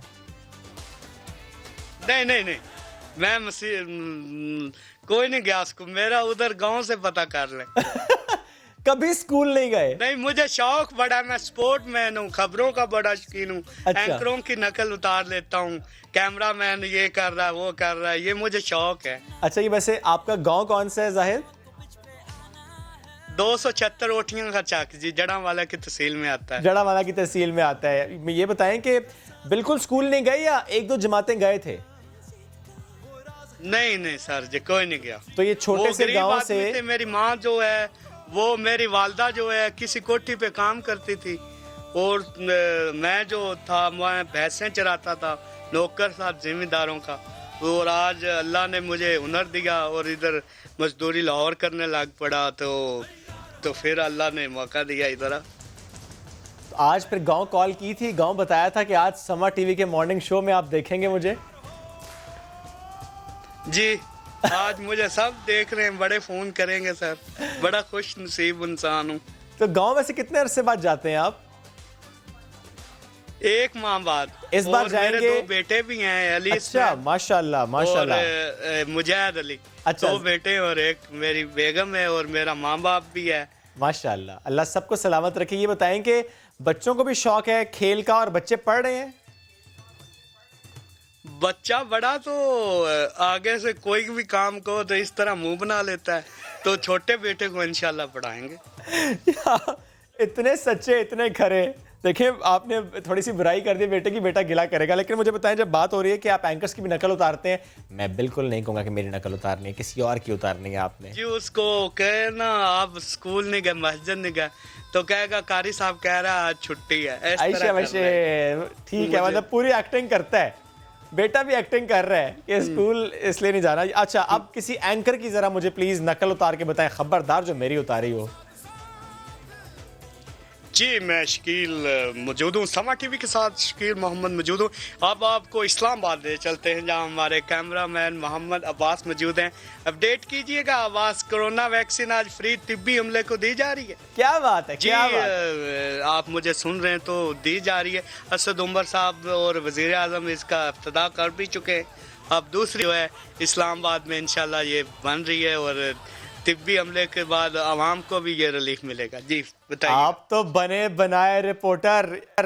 आप मुझे ये बताएं कि फॉर एग्जांपल, क्योंकि आपका शौक है, आप इतना अच्छा आपका लहजा है, कॉन्फिडेंट हैं आप, अगर आपको ये मौका मिले कि आपको न्यूज़ एंकर बनाया जाए, यानी ये मौका इस तरह से मिले कि ऑडिशन है आपका और आपने खबरें पढ़नी है, और वो चले हम आपको देते भी स्पोर्ट्स की ही खबर है कि स्पोर्ट्स की खबर आपने नाजरीन तक पहुंचानी है, और पाकिस्तान वो जो आखिरी जो बॉल है उसमें 3 रन से मैच जीत गया। जो कल का मैच था 3 रन से हम लोग मैच जीते। पाकिस्तान बमुकाबला जनूबी अफ्रीका T20 फर्स्ट मैच हम जीते। खबर आपने देनी है, मैच अभी अभी हम जीते हैं, खबर आप दे रहे हैं, कैसे देंगे?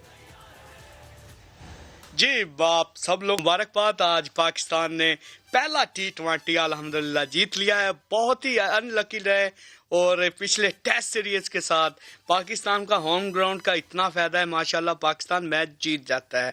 अगर कोई भी दुनिया की टीम आ जाए, पाकिस्तान अपने होम ग्राउंड में किसी को हलने नहीं देगा। आपको पता है इसमें ज़्यादा इस मैच में कारकर्दगी जो मोहम्मद रिजवान हैं, उन्होंने 104 रन दिखाए और दिखाया टैलेंट छुपा हुआ। पीसीबी को बताया कि पाकिस्तान में आपने मुझे बहुत पीछे रखा था, तो आज इंशाल्लाह ये मैच हम जीत गए। क्या बात है, क्या बात है। आप तो बहुत मंझे हुए हैं। बहुत अच्छा लगा आपसे जाहिद मिलकर, और अल्लाह करे कि पीसीबी या कोई और इदारा आपको ज़रूर बुलाए, और प्रोफेशनली मैं तो कहता हूँ आपको करनी चाहिए कमेंट्री। बहुत अच्छा लगा आपसे मिलके। आप गॉड गिफ्टेड टैलेंट है आपके पास। रेसलिंग, ओ यस रेसलिंग हमने Wrestling रिपोर्ट में भी देखी थी, बिल्कुल बिल्कुल, क्यों नहीं जायद, प्लीज रेसलिंग भी लाइव हम देखते हैं, कमेंट्री रेसलिंग की भी। In 260 pounded by Randy Orton, Brad White and the face and dismisses the cracks in wrestling and Nista Grill in the last week and Saturday Sunday and the championship and the Pakistani wrestler and Mustafa Ali and the weekend and the gang is a very good attack again and Ring Machine and the next in the Saturday Sunday big championship and a Royal Number match again. H is a great comeback. H is a very good wrestler and a Syrian wrestler and the chance to Roman Reigns and number one calendar and matches a good life making match. Thank you very much, साथ मौजूद थे, बहुत अच्छा लगा बात करके और आपका टैलेंट दुनिया को दिखाना ये तो फर्ज था हमारा, क्योंकि हमारा बड़ा प्यारा ये शख्स हमारा अपना और इतना जबरदस्त टैलेंट इसमें छुपा हुआ था जो कि हमने आपके सामने रखा। मोबाइल फोन उठाते हैं, शॉपिंग करते चले जाते हैं। शॉपिंग ऑनलाइन किसी के लिए मुश्किल हो भी जाती है कभी कभी, क्योंकि कोई एक चीज़ जब लेनी हो लेकिन हमें मालूम ही ना हो कि उसके कंपैरिजन जिस प्रोडक्ट से है उसकी प्राइस क्या है, उसकी रिव्यूज़ क्या हैं। ये आसानी हो चुकी है। ये आसानी किसने की, इस पर एक सेगमेंट तैयार किया, हम आपको दिखाते हैं। एक जुमला बहुत ज़्यादा सुना गया, बहुत ज़्यादा कहा गया, घरों में रहिए, महफूज रहिए, लेकिन जो करते थे शॉपिंग वो क्या करें। तो जनाब उन्होंने की ऑनलाइन शॉपिंग, और जब ऑनलाइन शॉपिंग की हम बात करते हैं तो ऐसे में मामला ये होता है कि उठाया फ़ोन और देखना शुरू कर दिया मुख्तलिफ साइट्स पर कि क्या चीज़ कितने में मिल रही है, कौन सी चीज़ दिल को भा रही है, और फिर हमने वो ख़रीद ली। लेकिन अगर मामला ऐसा हो कि एक ऐसी शॉपिंग साइट हो जिससे आप बात कर सकें, और बात भी ऐसे कि वो बातों बातों में आपको बता देगी कि जो चीज़ आप लेना चाह रहे हैं इसी का मुतबादिल या इसी का पैरेलल जो प्रोडक्ट है वो डिफरेंट साइट पर किस कीमत में मिल रहा है, तो कितना अच्छा लग रहा है सुनकर। तो जनाब 250 से ज़ायद ऑनलाइन स्टोर्स की प्रोडक्ट्स का मुआजना हो सकेगा और वो प्रोडक्ट आपकी दहलीज पे पहुंच सकेगी कि कैसे। तो जनाब Pakistani e commerce startup shopsy.pk ने ये आसानी हमारे लिए मुतारिफ़ कराई है। जिस तरीके से गूगल पर वॉइस सर्च जैसे काम करता है, बिल्कुल इसी तरह अब आप shopsy.pk पर जाकर माइक आइकन पर क्लिक करें। पाकिस्तान में मुख्तलिफ ऑनलाइन स्टोर से 5.5 मिलियन से ज़्यादा मसनूआत तलाश करें, वो भी सिर्फ और सिर्फ अपनी आवाज़ का इस्तेमाल करके। एक्सेंट जो भी हो ये काम करेगा। तो इस पर बात करेंगे, हमें ज्वाइन कर रहे हैं CEO shopsy.pk Usama Arjumand. Usama good morning, कैसे हैं आप? साकिब जी बिल्कुल ठीक ठाक, आप कैसे हैं? अल्हम्दुलिल्लाह। उसामा प्लीज़ शेयर करें ये आइडिया आपको कैसे आया कि एक तो ये कि आवाज़ के ज़रिए बताया जाएगा और आवाज़ के ज़रिए हम सब वो कंपैरिजन भी कर पाएंगे कि अच्छा मुझे अगर ये आर्टिकल चाहिए तो इसके पैरेलल ये आर्टिकल इस साइट पर इस कीमत का है। जी बिल्कुल, हम ऑनलाइन शॉपिंग को आसान बनाना चाहते थे पाकिस्तानी अवाम के लिए, और हमें ये ख्याल आया कि क्यों ना हम ऐसा करें कि आप शॉपसी से बात करके चीज़ें ढूंढ सकें और उनकी कीमतों का मुआवजा कर सकें। और जैसे कि आपको मालूम है तकरीबन 40% हमारी आवाम अपना नाम लिख नहीं सकती, पढ़ नहीं सकती, तो हम उन लोगों के लिए भी एक्सेसिबल बनाना चाहते थे शॉपसी को। तो इस तरह हमने ये फीचर इंटीग्रेट किया, और अभी आप करंटली शॉपसी पे अगर जाएं और माइक का आइकन क्लिक करें तो आप कुछ भी उससे बात कर सकते हैं, कुछ भी बोल सकते हैं, और हम आपको पूरे पाकिस्तान के ऑनलाइन स्टोर से वो प्रोडक्ट्स ला के देंगे और उनका प्राइस कंपैरिजन भी देंगे ताकि आप बेहतरीन कीमत में वो प्रोडक्ट खरीद सकें। अच्छा उसामा, फॉर एग्जांपल अगर एक टी शर्ट चाहिए मुझे और मैं सिर्फ जाकर बोलूँगा टी शर्ट, तो वो तो फिर वाकई बहुत ज़्यादा उसमें वैरायटी आ जाएगी। जी बिल्कुल, जैसे कि आपने कहा हमारे पास 5.5 मिलियन से ज़्यादा प्रोडक्ट्स हैं, तो आप अगर टी शर्ट लिखें आपको बहुत ज़्यादा चॉइस आके मिलेगी। उसके अलावा आप बहुत ज़्यादा स्पेसिफिक हो के भी से सर्च कर सकते हैं। ओके, यानी अगर मैं कहूँ I need a round neck shirt और I need a white round neck shirt, तो ऐसा हो जाएगा। अब मुझे बताएं, सिर्फ और सिर्फ वो अंग्रेजी समझता है? जी अभी फिलहाल वो अंग्रेजी समझता है और वो पार्टली उर्दू भी समझता है। अच्छा, जिस तरह कॉमनली यूज्ड अल्फाज होते हैं, जिस तरह बादाम है, चलगोज़ा है, ये जो प्रोडक्ट्स हम उर्दू ज़बान में जिनका नाम समझते हैं, जो बोलते हैं, ये हम इस वक्त समझते हैं, और आगे जाके हम इसकी फुली नेटिव सपोर्ट भी देने का इरादा करते हैं, जहां आप पूरा उर्दू ज़बान में ही सर्च कर सकेंगे। ग्रेट। उसामा, क्या ये इतना कॉमन हो चुका है जनरली जो ऑनलाइन साइट्स हैं, शॉपिंग साइट्स हैं, कि वहाँ पर ये जो कंपैरिजन वाला एलिमेंट है, क्या ये कॉमन हो चुका है या नहीं, अभी भी उतना कॉमन नहीं है? नहीं, अभी ये कॉमन तो नहीं है। Okay. So Shopsy was the first platform जिसने ये लॉन्च किया था, और इस वक्त we are essentially the leading price comparison platform in Pakistan. Right.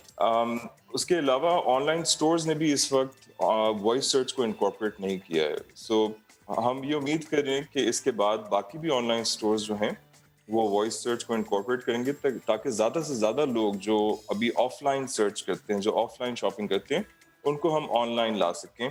और ये अभी तकरीबन 99% से ज़्यादा लोग जो हैं वो ऑफलाइन शॉपिंग कर रहे हैं। तो there is a big opportunity to bring them online. अच्छा, यानी ये जो कंपैरिजन द प्राइस वाला एक एलिमेंट था, उस पर भी you were the leading one, और अभी जो वॉइस फीचर है, ज़ाहिर है ये तो अभी आप सिर्फ आपके पास ही है। आपको उम्मीद क्या है? अभी आपने कहा ना ऑफलाइन जो शॉपिंग हो रही है उसको ऑनलाइन लेकर आना, ये आपका टारगेट है। तो बेसिक टारगेट है क्या कि इतने लोग शॉप्सी के ज़रिए, इतने लोग ऑनलाइन शॉपिंग करें? क्योंकि ज़ाहिर है हम देखते हैं कि अभी भी स्टिल लोगों में ये वो खौफ है, वो कहते हैं कि नहीं नहीं, ऑर्डर करते हैं गलत आ जाता है, हम जाकर ही करेंगे। जी बिल्कुल, ये एक ट्रस्ट डेफिसिट है पाकिस्तान में ऑनलाइन शॉपिंग में, और इसको हम ब्रिज करने की कोशिश कर रहे हैं। कुछ फर्क पड़ा है इसमें Usama? Specially in covid times हमने देखा है कि फर्क पड़ा है इसमें, बिकॉज लोग नहीं निकल रहे थे। बहुत ज़्यादा फर्क पड़ा है। तो हमने ये नोटिस किया कि तकरीबन जो ऑनलाइन शॉपिंग की डिमांड है वो कोविड में 50% ज़्यादा बढ़ गई थी। So there was a huge difference. जी बिल्कुल। और अभी जितना आपका ग्रोथ आया था 3 साल में, उसका आपको तकरीबन 50% उसका इंक्रीज मिला कोविड में। ओके। और फिर जैसे मार्केट्स खुली थोड़ा सा वापस ड्रॉप आया, लेकिन वो वापस से पेस पिकअप हो गई है, and we back to the shopping levels जो हम देख रहे थे फर्स्ट पीक में, जो कोविड की पहली पीक में जून जुलाई में जो ट्रैफिक लेवल्स थे, we are back on those levels. And currently हमारा जो ट्रैफिक है वो तकरीबन 3 लाख यूजर्स से ज़्यादा है। ठीक है, ज़बरदस्त। कोई नया फीचर जो अब आप लोग मुतारिफ कराने लगे हैं इसके बाद? ये तो बहुत अच्छा किया, अब इसमें आप कह रहे हैं और लैंग्वेज वाला भी आप ऐड करेंगे एलिमेंट। मजीद क्या होने जा रहा है? देखिए, मजीद अब एक बहुत बड़ा फीचर आने वाला है, जिसमें आप ना तो सिर्फ चीज़ों को ढूंढ सकेंगे शॉप्सी पे और प्राइस कंपैरिजन कर सकेंगे, आप उन चीज़ों को खरीद भी सकेंगे शॉप्सी पे। अच्छा। आपको complete end to end experience मिलेगा। ओके। और इसका मतलब ये है कि आप पाकिस्तान के बहुत सारे ऑनलाइन स्टोर्स के प्रोडक्ट्स एक ही शॉपिंग कार्ट में खरीद के चेकआउट कर सकेंगे, और आपको वो सारे आइटम्स। और इसमें एक मामला होता है जो कि आपने पहले जिक्र भी किया, कि जो ट्रस्ट डेफिसिट है वो किसी तरह से कम हो, इस पर कोशिश की जा रही है। इसको मद्देनजर रखा जा रहा है कि जो कस्टमर अगर वो कहे कि नहीं वो प्रोडक्ट सही नहीं आई, जो देखी थी वो नहीं मिली, रीएम्बर्स कर दें, प्रोडक्ट चेंज कर दें, इस मामले को बहुत सीरियस देखा जा रहा है शॉप्सी की तरफ से भी। जी बिल्कुल, क्योंकि इस मसले को ठीक करना बहुत ज़रूरी है। अगर आप चाहते हैं कि आपकी इंडस्ट्री प्रोग्रेस करे, we have to fix this problem. और इसको फिक्स करने के लिए हम ये करें कि हम सिर्फ ट्रस्टेड ऑनलाइन स्टोर्स के साथ पार्टनर करते हैं, जो अच्छी कस्टमर सर्विसेज देते हैं, जो डिलीवर टाइम पे करते हैं प्रोडक्ट्स। और उसके अलावा उनकी रिटर्न पॉलिसी इस तरह की होती है कि अगर 7 दिन में आपको कोई भी इशू आए उस प्रोडक्ट के साथ, कि वो गलत प्रोडक्ट आपको डिलीवर हुआ या वो डैमेज्ड डिलीवर हुआ, तो वो रिप्लेस कर देते हैं। पाकिस्तान में जनरली रिटर्न पॉलिसी नहीं होती, लेकिन रिप्लेसमेंट पॉलिसी जरूर होती है 7 दिन की। ठीक। और इस वक्त आप लोगों के साथ 250 से ज्यादा ऑनलाइन स्टोर्स जो है वो ऑन बोर्ड हैं, इंक्रीज भी हो रहे हैं नंबर ये? जी, 250 से ज्यादा ऑनलाइन स्टोर्स हैं, और ये इंशाल्लाह वक्त के साथ इंक्रीज होते जाएंगे। We will see many more 100 stores joining. Great, wish you all the best for that. Thank you very much. Usama साथ मौजूद थे आप और इससे गुफ्तगू कर रहे थे। आगे बढ़ते हैं और अपने सिफारती महाज का जिक्र कर लेते हैं कि सिफारती महाज पर हम कहाँ खड़े हैं। और जब कश्मीर के मामले की हम बात करते हैं तो क्या बाइडन के आने के बाद यूएस की पॉलिसी बदली तो नहीं? इस अहम मामले पर हम गुफ्तगू करेंगे। हमें ज्वाइन करें वज़ीर ख़ारजा शाह महमूद कुरैशी साहब। शाह साहब बेहद शुक्रिया आपके वक्त का। शाह साहब प्लीज़ सबसे पहले एक्सप्लेन कीजिएगा, अमेरिका की पॉलिसी क्या बदली है? क्या ऐसा मामला है? क्योंकि ज़ाहिर इससे मुतालिक कुछ चीज़ें सामने हैं जिस पर ज़ाहिर पाकिस्तान ने रद्द-ए-अमल तो जाहिर किया, बट मैं जानना आपसे चाह रहा हूँ कि वाकई ऐसा है सर कि पॉलिसी तब्दील हुई है? देखिए, एक ट्वीट आई थी जी, उस ट्वीट का हमने नोटिस लिया और फिल फॉर अपना मौक़िफ़ पेश किया, और मुझे खुशी है कि बाइडेन एडमिनिस्ट्रेशन के जो स्पोक्स पर्सन हैं उन्होंने वजाहत कर दी है कि अमेरिका की कश्मीर के मामले में पॉलिसी में कोई तब्दीली नहीं है। वो आज भी इसको एक तनाज़ा समझते हैं जो हल तलब है। ये एक इंटरनेशनल डिस्प्यूट है जिससे वो इनकार नहीं करते, तो उन्होंने उसकी वजाहत कर दी है। ठीक, शाह साहब एक मामला और वो है गल्फ से मुतालिक मैं आपसे सवाल करना चाह रहा हूँ, क्योंकि ज़ाहिर है कुछ मामलात 2-4 महीने से हमने देखा कि डिस्टर्ब हुए, आप भी दिसंबर में गए, लेकिन शाह साहब उसके बाद मामलात सुलझते हुए दिखाई नहीं दे रहे, ना वर्क वीज़ा मिल रहा है। और सर जो वहाँ पर पाकिस्तानी काम कर रहे थे, वो चाहे UAE हो, वो चाहे सऊदी अरब और ममालिक हों, सर इवन उनकी जो नेशनल कंपनीज़ में लोग काम कर रहे थे पाकिस्तानी, उनको निकालने की खबरें आ रही हैं। सर क्या पाकिस्तान इससे मुतालिक कुछ काम कर रहा है, कोई बातचीत हो रही है? देखिए, दो वजूहात हैं। एक वजह यह है कि दुनिया भर में कोविड-19 के बाद एक इकोनॉमिक माशी आया है। दुनिया की मईशतें कॉन्ट्रैक्ट की हैं। इसी तरह गल्फ की मईशतें भी मुतासर हुई हैं और बहुत से लोगों को वापस भी आना पड़ा और मुलाजमतों में कमी भी हुई, छांटी भी की गई। आपने देखा कि दुनिया की जो एयरलाइन इंडस्ट्री है वो बहरान का शिकार हुई। दुनिया की जो हॉस्पिटैलिटी इंडस्ट्री है, होटल्स हैं, रेस्टोरेंट्स हैं, लॉकडाउन की वजह से, पाबंदियों की वजह से मुतासर हुए। कंस्ट्रक्शन इंडस्ट्री जो है वो मुतासर हुई। शाह साहब कथा कलामी की माजरत, ये बात दुरुस्त आप कर रहे हैं शाह साहब, लेकिन जो तनकीद हो रही है, स्पेशली कि मैं UAE से मुतालिक बात करूँ, वो ये कहते हैं कि एम्बेसडर का जो रोल है वो सही तरीके से अदा नहीं किया जा रहा। वो ये कहते हैं कि सिर्फ पाकिस्तानी निशाने पर हैं, इंडियंस को नहीं निकाला जा रहा, उनको फैसिलिटेट किया जा रहा है, लेकिन निशाने पर पाकिस्तान है। सर इत्तेफाक नहीं करता। उन्होंने जो स्टेप्स लिए हैं वो सिर्फ पाकिस्तान स्पेसिफिक नहीं है। उनकी जो कंसर्न्स हैं, उनकी कंसर्न्स के बारे में मैं अभी UAE गया था। मेरी UAE के वज़ीर ख़ारजा से तफसीली बात हुई थी और उस पर हम गुफ्तगू कर रहे हैं और मुझे उम्मीद है कि उस गुफ्तगू की तनाजुर में बेहतरी के इम्कानात हैं। बिल्कुल ठीक है, कंसर्न्स थी, उन कंसर्न्स को हम एड्रेस कर रहे हैं। ग्रेट सर, एक बात और, अमन 2021 चंद लम्हात पहले हमने उसकी ओपनिंग सेरेमनी के मनाज़िर भी दिखाए। Sir how good is that 45 countries in Pakistan, navies उनकी यहाँ पर मौजूद हैं। सर एक तो ज़ाहिर है हम उनसे सीख पाएंगे, वो हमसे सीख पाएंगे, लेकिन इसके साथ साथ इन मुल्कों का इकट्ठा होना ये कितना अच्छा है। टुगेदर फॉर पीस, यही तो मोटो भी है सर इस एक्सरसाइज का। देखिए, ये आज बहुत बड़ी कामयाबी है पाकिस्तान के लिए कि इस कोविड सिचुएशन में 40 से ज़्यादा मालिक की नेवीज यहाँ आई हैं और उनकी एक्सरसाइज हो रही है और ब्लू इकोनॉमी पर तबादला ख्याल होगा। इंशाल्लाह मैं खुद कराची जाऊंगा, मुझे नेवल चीफ ने दावत दी है और वो शाह साहब हमारे शो में भी आएंगे? आप इजाजत देंगे तो आ जाएंगे। हम तो रिक्वेस्ट करें सर, अब आपने वादा कर लिया, अब तो आपको आना पड़ेगा। शाह साहब मसरूफियात देखनी होगी, कमिटमेंट देखनी होगी। ठीक, शाह साहब थैंक यू वेरी मच।